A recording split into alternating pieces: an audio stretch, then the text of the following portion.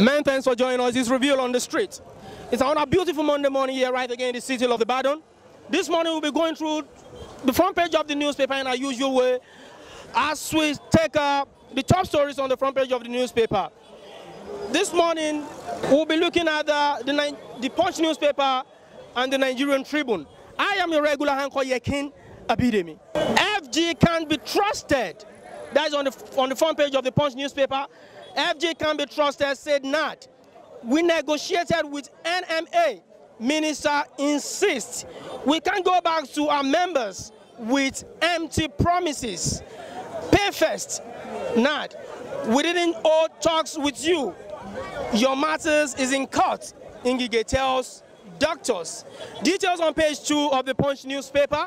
Food imports got $1.04 billion, 6 months. That is coming from CBN. You can get details on that on page 20 of the Punch newspaper. Grazing reserve. Autumn threatens legal actions against Buhari. For more details, read one on page 12 of the Punch newspaper. Bread price hike looms as bakers decree flour cost. Details on page 19 of the Punch newspaper. Fuel price remain until federal government labor negotiates, says PPRA. Details on page 20 of the Punch newspaper. We have pictures speak here. Atuose, the third accession, kneel down for its Shekiri. That's coming from the former president, Olusegun Obasanjo. Details on page 17 of the Punch newspaper. Wanted drug dealers arrested in Lagos. Church man excrete heroin. Read more on that on page 5 of the Punch newspaper. Ex-herbalist allegedly hypnotizes Lagos teenager. Victim recovers in Ondo. Details on page 4 of the Punch newspaper. Kaduna Baptist student abductors promise to release all abductees. Free 15. Details on that on page 25 of the Punch newspaper. And on to the next one, we have the Nigerian Tribune. And on the front page of the Nigerian Tribune, we have Ekiti government orders hospitals to conduct COVID-19 tests on cough, fever patients. This is on page 4 of the Nigerian Tribune. Wanted drug dealers caught in church under escort 68 wraps of heroin at Lagos Airport. And the earlier sees 2,504 kg of narcotic in Edo, Ondo, Kaduna.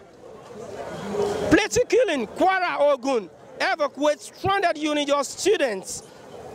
Details on page 26 of the Nigerian Tribune. AMCOM give court undertaking on Nikon records of court's proceedings. We'll be taking some sort of selected top stories as we engage the bystander. Stay back. Sequence to what we have in Plateau State, Jos. Recently, we heard that some states like Ogun State and Kwara State just took to that environment to evacuate, to take their students out of that particular territory. Now, in your take, what do you think might likely be the reverse course, right, of these actions, of these adoptions and kidnapping on the students in that region? You know, those students are actually, they are going up and then they will eventually be the leaders of tomorrow. So the consequences might bounce back on the Nigeria as a whole. You understand? And then those people, they have different potentials, like embedded in them. So imagine all those generations are killed. Definitely the generations are buried. All those things that needs to be bettered out of them is not being manifesting. So it is, let me just say it is a loss to the country. Okay. You now speaking, look, I'm putting you in the position of an ambassador or a representative of Nigerian youth now.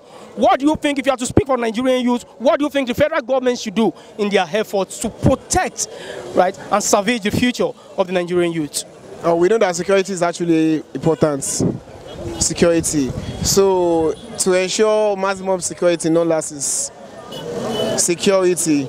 If there is enough security, you know, all those even kidnapping and the criminal we are hearing, everything will be in place. There won't be social unrest, just as you said earlier on. Sọ̀rọ̀ àwọn owó tí olórí orílẹ̀-èdè nígbà kan rí Abacha tó kó lọ sí òkè òkun lọ́hùn. Owó yìí tá bá pè ní èdè òyìnbó wọn ló tó $622 million lówó tó pọ̀.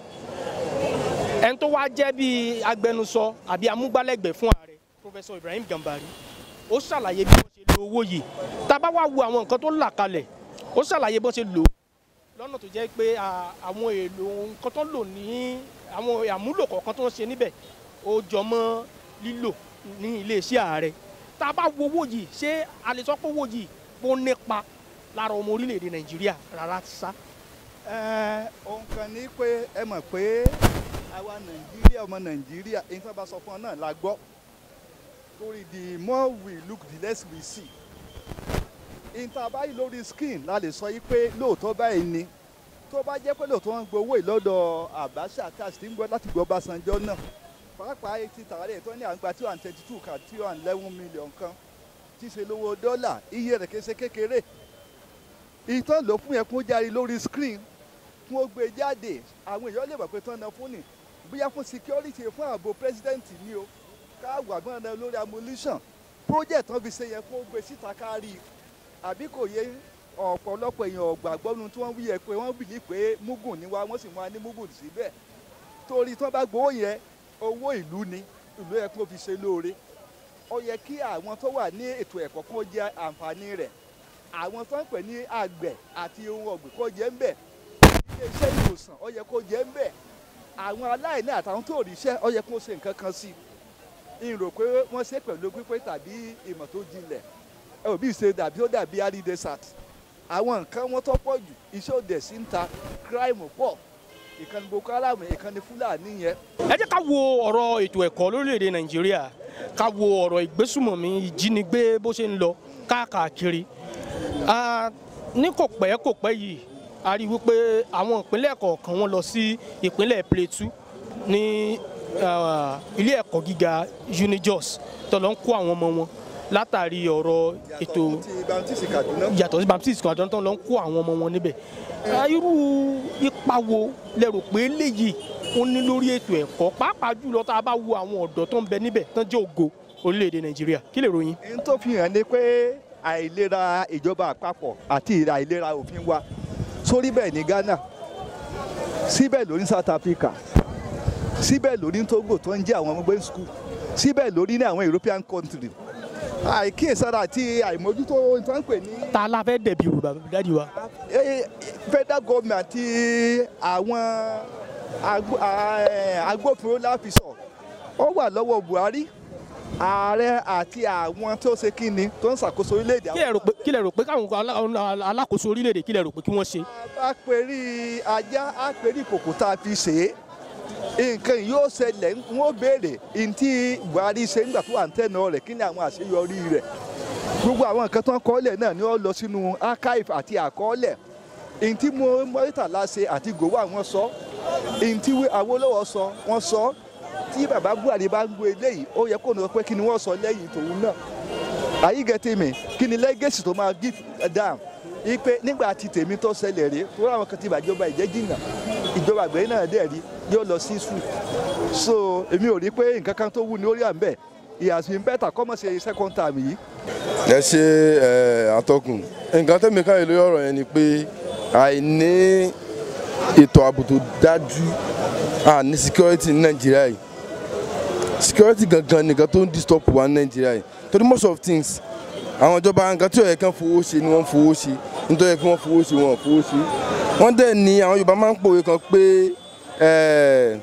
kìnìún pa ọmọ tálákà ayé ń gbẹ̀rìnrín tó bá pa ọmọ olówó ariwo máa ta tó bá yẹ pé ọmọ wọn àbí fámìlì wọn kan ni wọ́n ti gbé tí wọ́n ti mú bẹ́ẹ̀ yẹn wọ́n á ti wá nǹkan ṣe sí i. tẹ́ bá wò nínú ọ̀rọ̀ yìí a rí i pé lápá abẹ̀yẹn tá a bá ti ń ka ilé ìwò báyìí ní ìsìn àti mọ̀ kàtó bíi mẹ́rin bẹ́ẹ̀ yẹn tó yẹ pé wọ́n ń gbé tì í pa irú ewu wo lẹ rò pé léyìí ó ní lórí ọ̀rọ̀ ètò ẹ̀kọ́.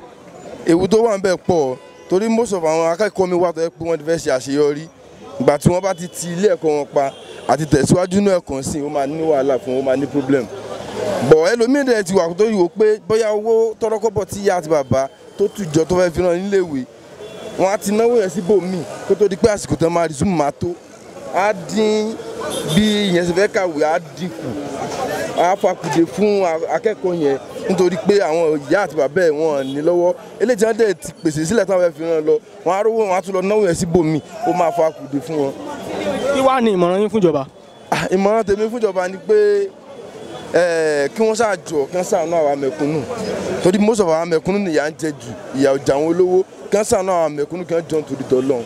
ẹ̀yin gẹ́gẹ́ bí aráàlú ní kò pẹ́ kó jìnnà yìí Professor Ibrahim Gambari ẹni tó jẹ́ gẹ́gẹ́ bí amúgbálẹ́gbẹ̀ẹ́ fún ààrẹ Muhammadu Buhari ó sọ̀rọ̀ nípa owó tí Abacha tí ó kó lọ sí òkè òkun lọ́hùn Switzerland, UK, US àtàwọn ìlú tó kù tí wọ́n gba àwọn iṣẹ́ àkọ́kọ́ owó yìí ní ọdún 2017 wọ́n gba àwọn kan ní ọdún 2020 Gambari sì ń ṣàlàyé pé ìjọba àpapọ̀ wọ́n lo owó yìí wọ́n lò fún àwọn ètò ìdàgbàsókè kọ̀ọ̀kan ṣé ẹ̀yin gẹ́gẹ́ bí aráàlú ṣé ẹ lè sọ pé a rí pa owó yìí? èmi ò rí ipa gangan nínú owó yìí torí tá a bá tún padà máa gbọ́n sí wọn tí Nàìjíríà jẹ gbèsè ní adẹ̀lá gbowó kan jáde tó bá yẹ pé lóòótọ́ ni wọ́n gba owó ìjáde kí wọ́n ná sílùú fáwọn aráàlú káwọn rí bọ̀ àìrí àtúnṣe èmi ò gbà pé bóyá wọ́n rí owó kan gbà tàbí tí wọ́n bá wá gbà àpò ara wọn ni wọ́n kó sí a jẹ́ pé wọ́n ná fún Nàìjíríà nìyẹn gẹ́gẹ́ bí èròǹgbà tèmi ń bẹ̀ torí à ń gbọ́ millions of dollars billions of naira tá a rí tí wọ́n gbà tó yẹ pé wọ́n bá gbà tá a bá ti rí àtúnṣe àmọ́ bó lóòótọ́ ni wọ́n gbà kínní bọ́ a rí àtúnṣe kankan Nàìjíríà kan tó ń bàjẹ́ sí definitely àpò ara wọn ni wọ́n kó owó yìí ni wọ́n kó sí gẹ́gẹ́ bí ìmọ̀ràn tèmi àbí nǹkan tèmi rí lórí ọ̀rọ̀ yẹn nìyẹn. ìjọba àpapọ̀ wọ́n ń gbìyànjú àti fún wọn ní owó kan òbítíbitì owó kan ní Katsina wípé kí wọ́n fi kọ́ ranches dáyé tí wọ́n mọ̀ kó àwọn màálù sí láti dẹ́kun gbogbo à ń da màálù káàkiri lè tó ti di rògbòdìyàn ní orílẹ̀-èdè Nàìjíríà lọ́wọ́lọ́wọ́ yìí.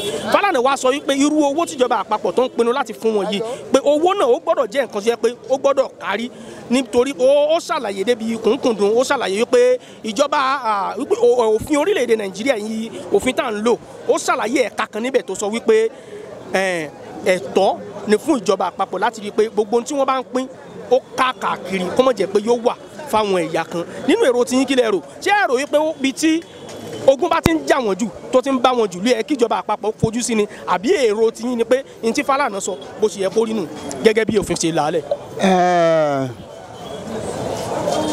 ọ̀rọ̀ tèmi kò pọ̀ jù so orúkọ mi ni Túnjí Àkànjí ọ̀rọ̀ tèmi ò jù wípé ní tí Fálànà sọ yẹn ọ̀rọ̀ gidi ló sọ torí pé Fálànà rí orí ńlẹ̀ kó tó mọ̀ sọ so kí ìjọba àpapọ̀ kó pín owó yẹn lápapọ̀ àti pé nígbà tí ẹ wá ní ẹ fẹ́ máa pínwó fún àwọn kan pé àwọn kan wọ́n máa fi ṣiṣẹ́ àgbẹ̀ wọ́n máa fi ṣe káwọn kan lọ́ọ́ máa pààyàn mọ́nú oko kò lẹ́tọ̀ọ́ yìí pé tí wọ́n bá ti fẹ́ pín owó yẹn kí wọ́n pín ní state by state kí wọ́n pín kó dẹ́gba ni tó o bá sì ní pín kó wọ́n kulẹ̀ kánṣu. sẹ́yìn ò rò pé bóyá ìjọba àpapọ̀ rò yìí pé tá a bá ń sọ pé ó kàn mí ó kàn wá jura wa lọ pé bóyá ó kàn wọ́n gan-an sàn lápò òkè ọya ju apá àbí tá a wáyé lọ. ó lè kàn wọ́n ju ara wọn lọ ṣùgbọ́n tó ṣẹlẹ̀ ń bẹ̀ ni pé dọ́gbandọ́gba ní state ó yẹ kó wọ́n pín owó yẹn dọ́gbandọ́gba kí owó yẹn ó sì jẹ́ sísan wọlé kó sì jẹ́ yí pé kò ní bọ́ sọ́wọ́ àwọn oníjìbìtì kan débi táwọn ó jókòó lé owó mọ́lẹ̀ débi pé wọ́n mọ̀ ṣe ń ṣekúṣe débi pé ní tí wọ́n bá ní wọ́n fi ṣe kí wọ́n fi ṣe kí wọ́n kó sì jẹ́ kí owó yẹn ó jẹ́ rírọ̀rùn lásìkò. gómìnà ìpínlẹ̀ Benue Ortom ó ní wípé tíjọba àpapọ̀ bá kọ̀ láti dẹ̀yìn nínú èròǹgbà àwọn láti rí pé wọ́n ṣe ìpèsè ààyè tí wọ́n ń gbìmọ̀ fáwọn Fúlàní ní orílẹ̀-èdè Nàìjíríà wípé òun ó tẹ̀síwájú òun ò ní tẹ̀tì láti rí i pé òun gbé ìjọba àpapọ̀ pàápàá jùlọ ààrẹ Muhammadu Buhari lọ sílé ẹjọ́ kí lè ròyìn. gẹ́gẹ́ bí ọ̀rọ̀ tí Ortom sọ ọ̀rọ̀ gidi ló sọ torí because ìjọba eléyìí kò fẹ́ ṣe nǹkan kan tó tọ̀nà òun kàn fẹ́ mọ sojú ṣáájú pẹ̀lú pé kínní ni gbogbo a ní sojú ṣáájú. ìyún Buhari lọ́nà òòsà. lọ́nà tó fi sojú ṣáájú ni pé kò yẹ kí tó bá fẹ́ pín nǹkan ó yẹ kí ó jẹ́ yí pé state by state ni kó pín kó sì pín dọ́gbadọ́gba torí pé kò yẹ kí ó máa fi síbì kan jùbì kan lọ kó ní bìkan kò yẹ kó fi ju bìkan lọ ó yẹ kó mọ̀ yìí pé gbogbo wa bákan náà ni la jẹ́. kí làwọn nǹkan tẹ́ fi rò pé ọ́fíìsì bìkan.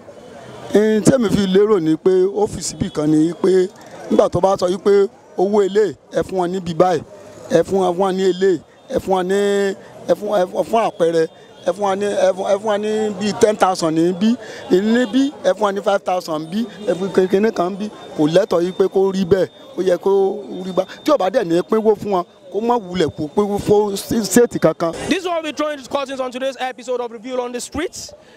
Till next time we'll be coming on your screen. I am your regular anchor Yekin Abidemi. And my cameraman Akintola Ibrahim. And don't forget to follow us on Facebook at Heritage TV and on our YouTube page, Heritage TV. Thank you for joining us.